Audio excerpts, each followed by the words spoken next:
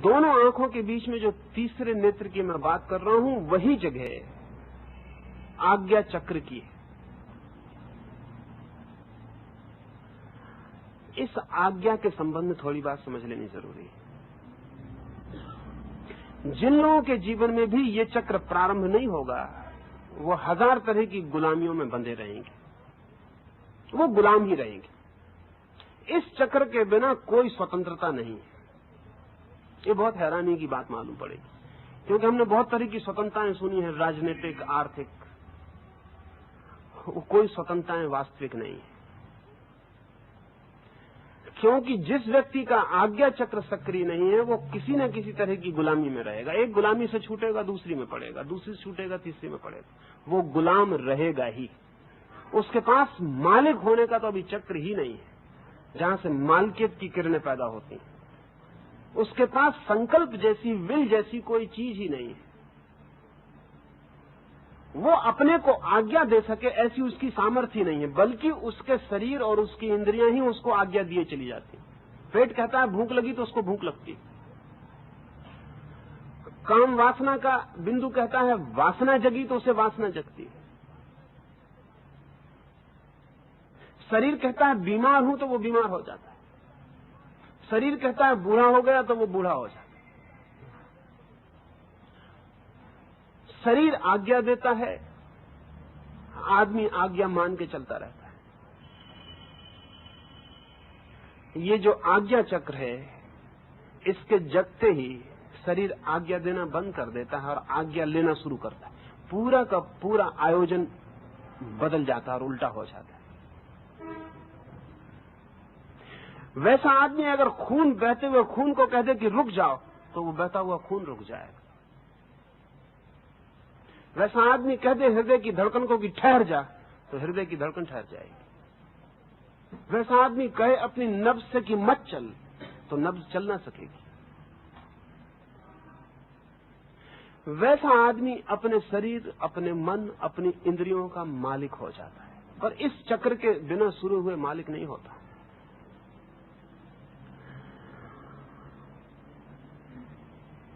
इस चक्र का स्मरण जितना ज्यादा रहे, उतनी ही ज्यादा आपके भीतर, जिसको कहें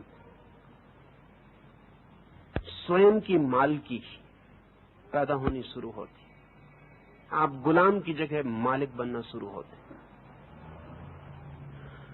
तो योग ने इस चक्र को जगाने के बहुत बहुत प्रयोग किए हैं। उसमें तिलक भी एक प्रयोग है।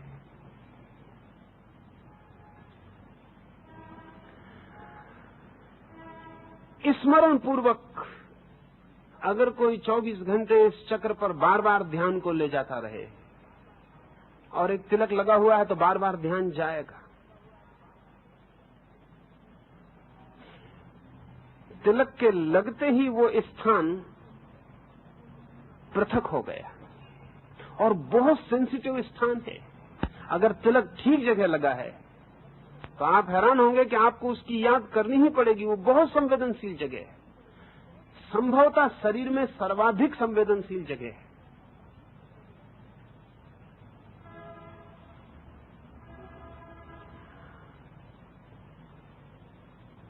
उसकी संवेदनशीलता को स्पर्श करना, और वो भी खास चीजों से स्पर्श करने की बात थी, जैसे चंदन का तिलक लगाना। अभी सैकड़ों और हजारों प्रयोगों के बाद तय किया था कि चंदन का क्यों प्रयोग करना।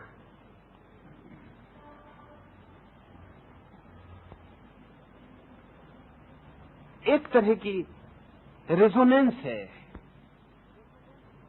चंदन में और संवेदनशीलता में। वो चंदन का तिलक उस बिंदु की संवेदनशीलता को और गहन कर जाता है और घना कर जाता है। हर कोई तिलक नहीं कर जाए। कुछ चीजों के तिलक तो उसकी संवेदनशीलता को मार देंगे, बुरी तरह मार देंगे।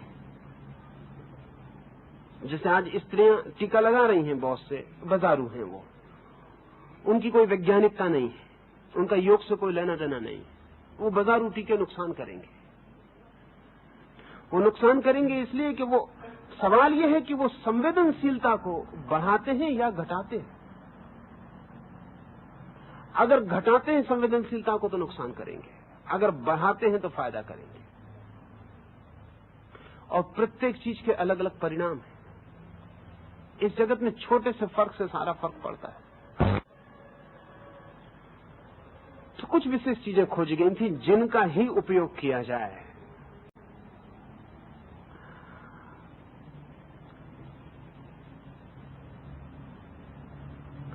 आज्ञा का चक्र संवेदनशील हो सके, सक्रिय हो सके, तो आपके व्यक्तित्व में गरिमा और इंटीग्रिटी आनी शुरू होती, एक समग्रता पैदा होती, एकजुट होते।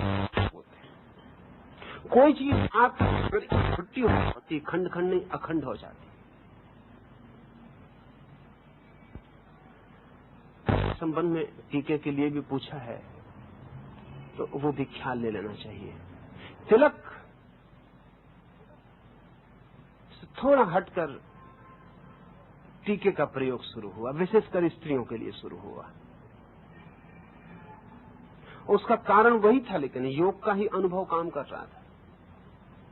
असल में स्त्रियों का आज्ञा चक्र बहुत कमजोर चक्र है, होगा ही, क्योंकि स्त्री का सारा व्यक्तित्व निर्मित किया गया समर्पण के लिए। उसके सारे व्यक्तित्व की खूबी समर्पण है। आज्ञा चक्र अगर उसका बहुत मजबूत हो तो समर्पण करना मुश्किल हो जाए।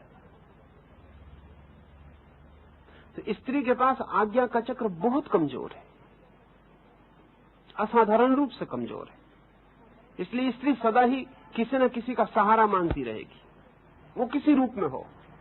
अपने पर खड़े हो जाने के पूरा साहस न जुटा पाएगी। कोई सहारा, किसी के कंधे पे हाथ, कोई आगे हो जाए, कोई आज्ञा दे और वो मान ले, इसमें उसे सुख मालूम पड़ेगा।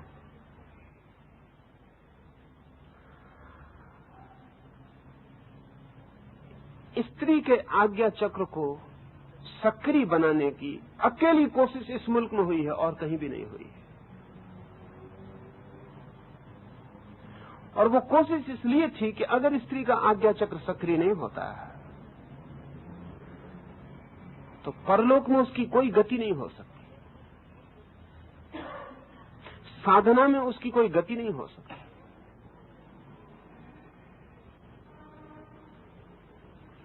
उसके आज्ञा चक्र को तो स्थिर रूप से मजबूत करने की जरूरत है। लेकिन अगर ये आज्ञा चक्र साधारण रूप से मजबूत किया जाए तो उसके स्तरण होने में कमी पड़ेगी। अगर ये साधारण रूप से आज्ञा चक्र मजबूत किया जाए तो उसमें पुरुषत्व के गुण आने शुरू हो जाएंगे और स्तरण होने में कमी पड़ेगी। इसलिए इस टीके को अनिवार्य रूप से उसके पति से जोड़ने की चेष्टा की गई। इसको जोड़ने का कारण, इस टीके को सीधा नहीं रख दिया गया उसके माथे पर, नहीं तो उसमें स्त्रीत्व कम होगा। वो जितनी स्वनिर्भर होने लगेगी उतना ही उसकी जो स्त्री कौमारी है वो नष्ट होगा। वो दूसरे का सहारा खोजती है, इससे उसमें एक तरह की कोमलता है। और जब वो अपने सहारे खड़ी होगी तो एक तरह की कठोरता अनिवार्य हो जाएगी। तो बड़ी बारीकी से ख्याल किया गया, उसको सीधा टीका लगा दिया जाए तो उसके स्तरण तत्व में नुकसान पहुंचेगा, उसके व्यक्तित्व में, उसके मां होने में बाधा पड़ेगी, उसके समर्पण में बाधा पड़ेगी। इसलिए उसकी आज्ञा को उसके पति से ही जोड़ने का समग्र प्रयास किया गया। इस तरह दोहरे फायदे होंगे। उसके स्तरण होने में कोई अंतर नहीं पड़ेगा, वो अपने पति के प्रति ज्यादा अनुगत हो पाएगी और फिर भी उसकी आज्ञा का चक्र सक्रिय हो सकेगा। इसे ऐसा समझे, आज्ञा का चक्र जिससे भी संबंधित कर दिया जाए उसके विपरीत कभी नहीं जाता। जिससे भी संबंधित कर दिया जाए उसके विपरीत कभी नहीं जाता। चाहे गुरु से संबंधित कर दिया जाए तो गुरु के विपरीत कभी नहीं जाता। चाहे पति से संबंधित कर दिया जाए तो पति से विपरीत कभी नहीं जाता। आज्ञा चक्र जिससे भी संबंधित कर दिया जाए उसके विपरीत व्यक्तित्व नहीं जाता। तो अगर एक स्त्री के माथे पर ठीक जगह पर टीका है तो वो सिर्फ पति के प्रति तो अनुगत हो सकेगी, शेष सारे जगत के प्रति वो सबल हो जाएगी। ये करीब करीब स्थिति वैसी है कि अगर आप सम्मोहन के संबंध में कुछ समझते हैं तो जल्दी समझ जाएंगे। अगर आपने किसी सम्मोहक को, लोगों को सम्मोहित करते, हिप्नोटाइज करते देखा है तो आप एक चीज देख के जरूर ही चौंके होंगे, और वो चीज ये कि अगर सम्मोहन करने वाला व्यक्ति किसी को सम्मोहित कर दे, कोई मैक्सकोल या कोई भी, या आप खुद किसी को सम्मोहित कर दें, तो आपके सम्मोहित कर देने के बाद वो व्यक्ति किसी दूसरे की आवाज नहीं सुनेगा, सिर्फ आपकी सुन सकेगा। ये बहुत मजे की घटना घटती है। सम्मोहित कर देने के बाद सारे हाल में हजारों लोग चिल्लाते रहे, बात करते रहे, वो जो बेहोश पड़ा हुआ आदमी है वो सुने